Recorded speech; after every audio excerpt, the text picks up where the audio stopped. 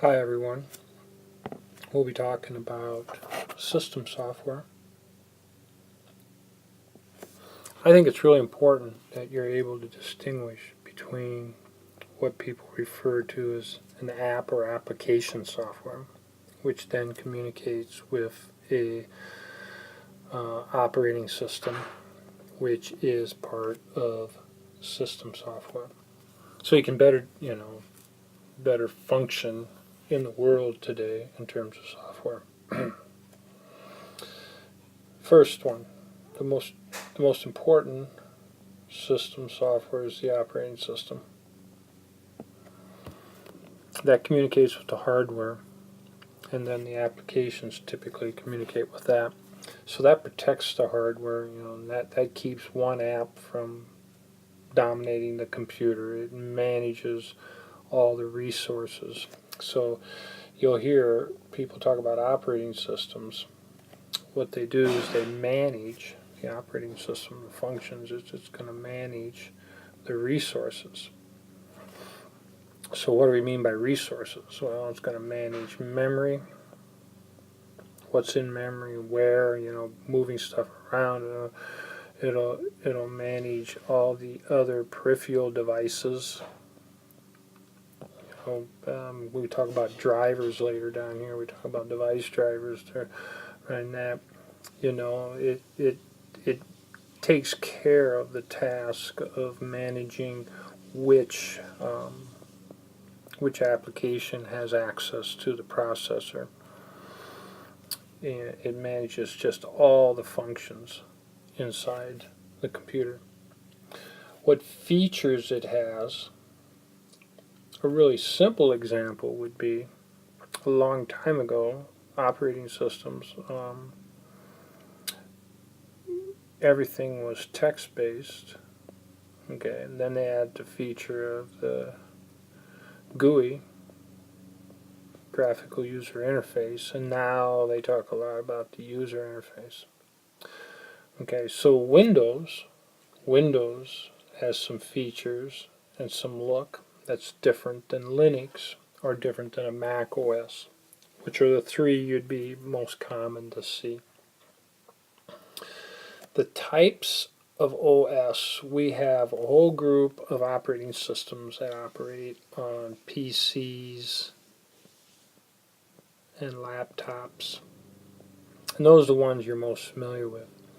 And then there are another group that would be on mobile devices. And then there would be categories in industry to manage other things like industrial operating systems designed for industrial use. Okay? Let's take a look at the utilities. Most operating systems have a file management utility, allows you to manage the files. They have a task manager.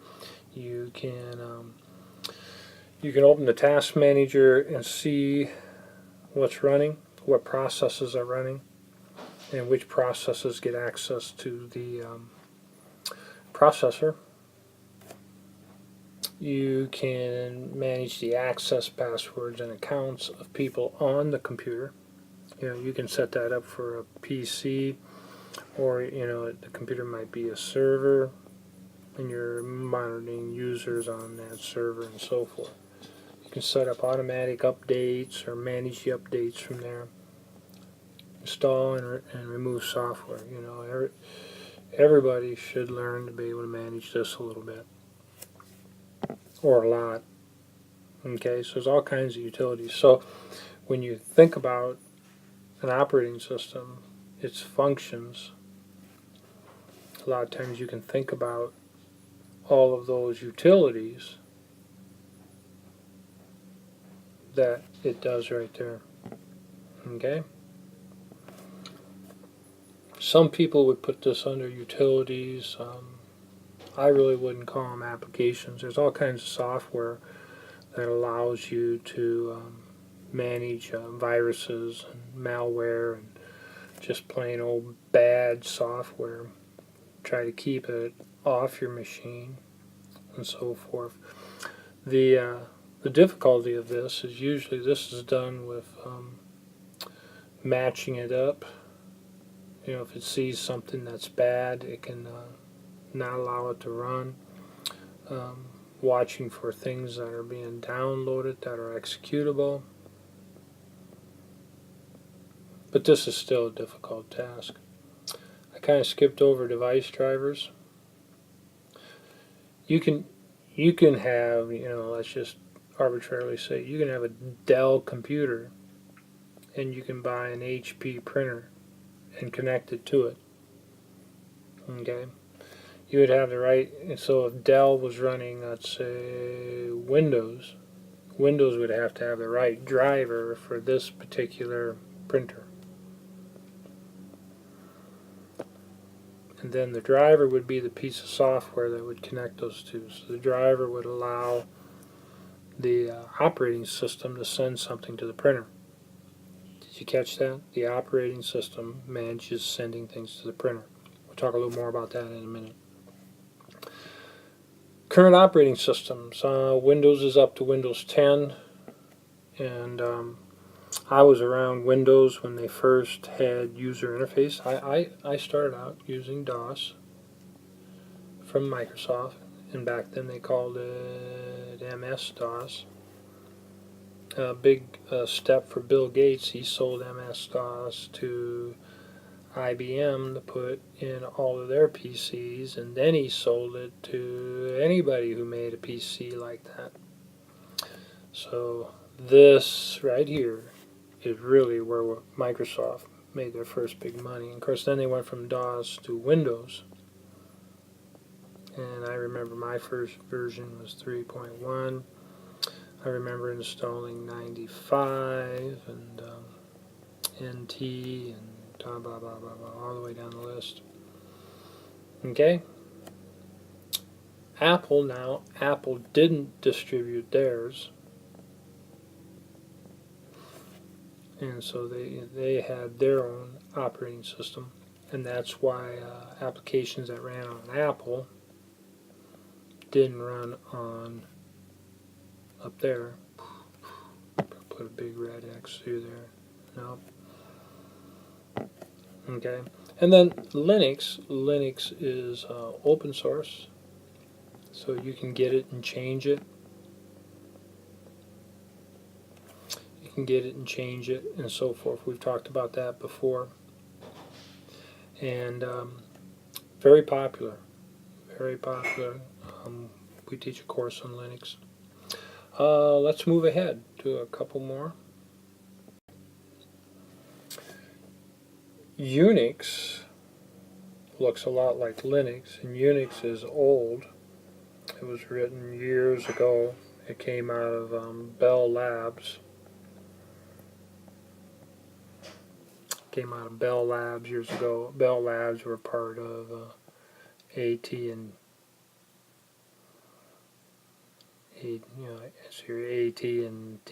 if I can write it there. And then let's take a look at this whole block here.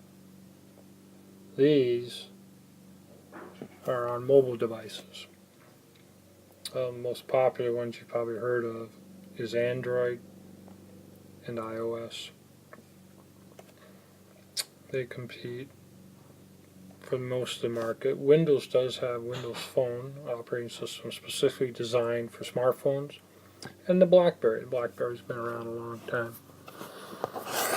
Now, there are other operating systems designed for particular products. Like there's probably an operating system in your microwave that's none of those. Okay, so in your car, in a tractor, in manufacturing, some security unit in a building or whatever. So there can be operating systems.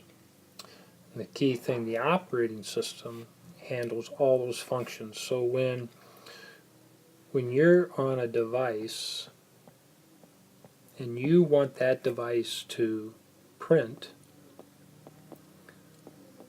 Okay? So you have an app, and that application, let's say word processing, and you need to print from the word processor.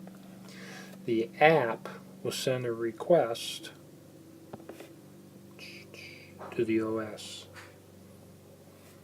The OS then will send the material to the printer, and it can be a variety of printers, because what will make the matchup between those is some software called a device driver. Now, let's say you want to save your word processing. So you tell you tell the operating system to save it, and then what it does, it's going to tell this device, yep, send it to the hard drive and keep track of where it is on the hard drive. That too is based on the OS, how the OS organizes the files on the hard drive. Okay? It would be ridiculous in the world if every app ever designed and written had to worry about all those functions that take place inside the computer. Instead, it just makes a request and the operating system does all the work. That is it.